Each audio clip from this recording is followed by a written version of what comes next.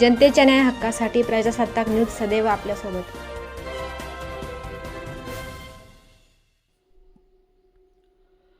संगमनेर तालुक्यातील वडगाव पान परिसरातील शाळकरी मुलीवर झालेल्या अमानुष ॲसिड हल्ल्याच्या निषेधार्थ बुधवारी तळेगाव फाटा येथे नागरिकांनी मोठ्या संख्येने एकत्र येत रस्ता रोको आंदोलन छेडले. या आंदोलनाला विविध सामाजिक संघटना, युवक आणि स्थानिक नागरिकांचा उत्स्फूर्त प्रतिसाद मिळाला. तळेगाव फाटा वडगाव पान येथे सकाळी सुमारे 9 वाजता आंदोलनास सुरुवात झाली. संतप्त नागरिकांनी घोषणाबाजी करत आरोपींना तात्काळ अटक करून कठोर शिक्षा देण्याची मागणी केली. काही काळ वाहतूक ठप्प झाल्याने परिसरात तणावाचे वातावरण निर्माण झाले होते. दरम्यान या घटनेमुळे संपूर्ण परिसरात संतापाची लाट उसळली असून पीडितेला लवकरात लवकर न्याय मिळावा अशी भावना नागरिकांनी व्यक्त केली आहे.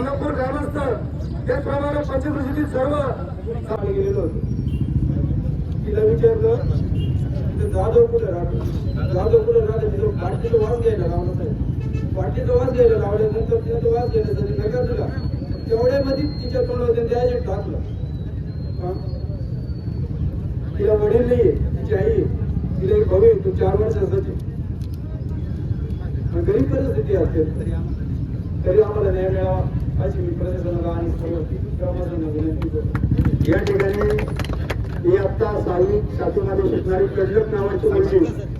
त्या घटनेचा सर्वप्रथम मी वडगाव पानकर सर्व बंधू आणि भगिनींच्या वतीनं जाहीर निषेध करते. खरं तर या घटनेला कुठेतरी आळा बसला पाहिजे. जी चौकशी होती ती कुणाच्या दबावाखाली होती का हा प्रश्न आता खरोखर उभा राहिलेला आहे. कारण आता संगमनेर तालुक्यात ही 15 दिवसात दुसरी घटना आहे.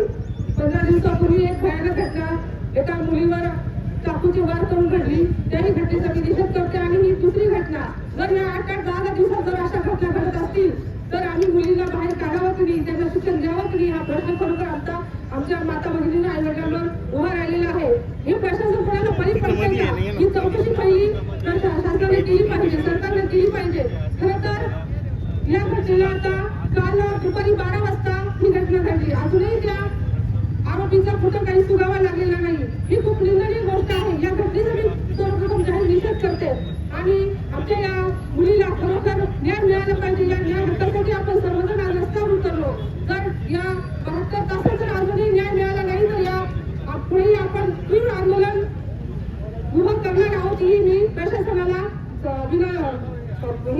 ही करते की आम्ही यापुढे अजून खूप मोठं आंदोलन उभं करणार आहोत. आणि या आंदोलनात आम्ही महिला भगिनी पुढाकार घेणार आहोत. या गावची मी पण याच गावची आहे, या शाळेत शिकलेली आहे. तेव्हा असं काही नव्हतं, परंतु आता या 8-10 वर्षापासून खरं तर शासनाने याला कठोर अशी शिक्षा देऊन फासावर लटकवलं पाहिजे. अतिशय वाईट कृत्य यांनी केलेलं आहे. महाराष्ट्र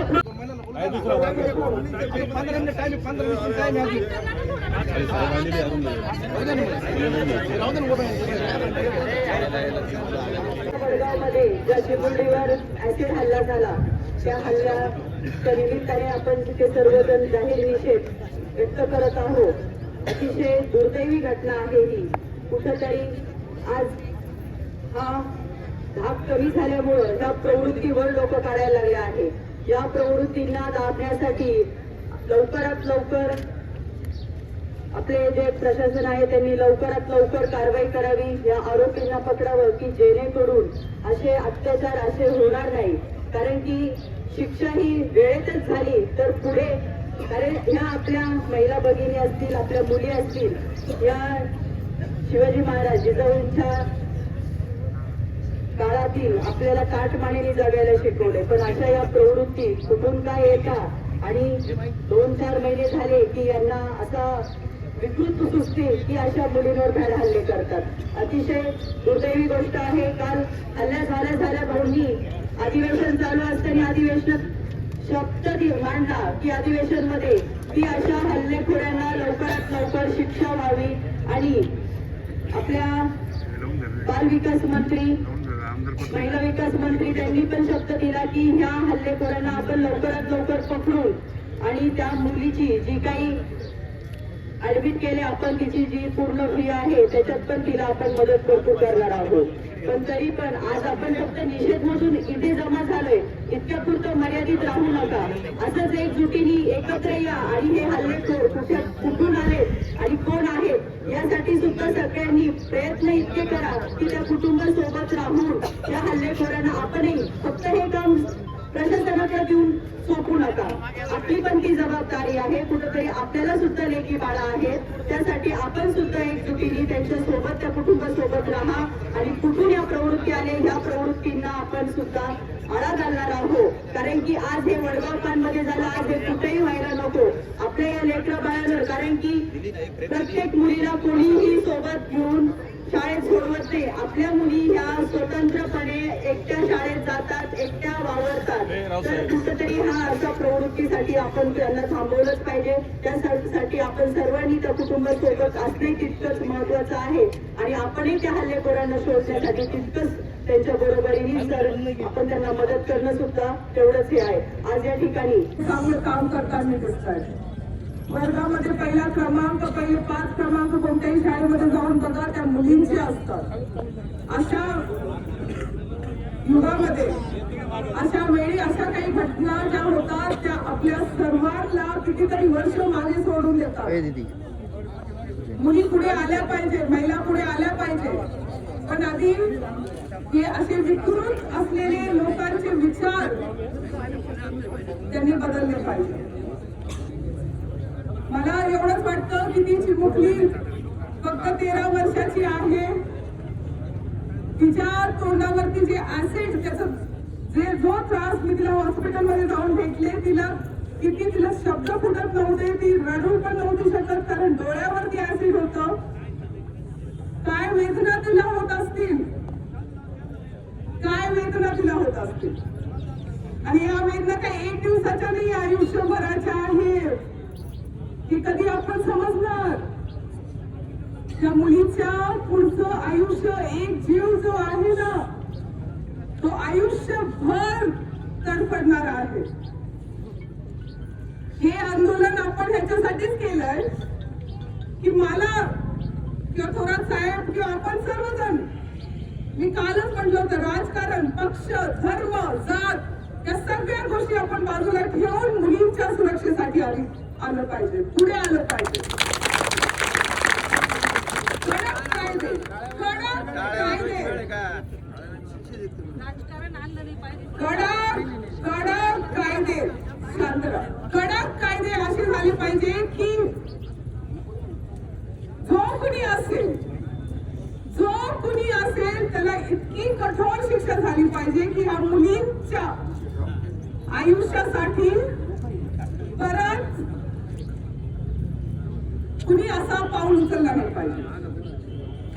काय तुझा दोष होता? शाळेतून घरी चालली होती फक्त.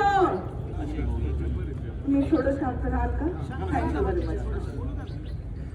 तुम्ही काय तिचा दोष होता? शाळेतून घरी चालली होती, आपण सर्वांनी बघितलं तिला.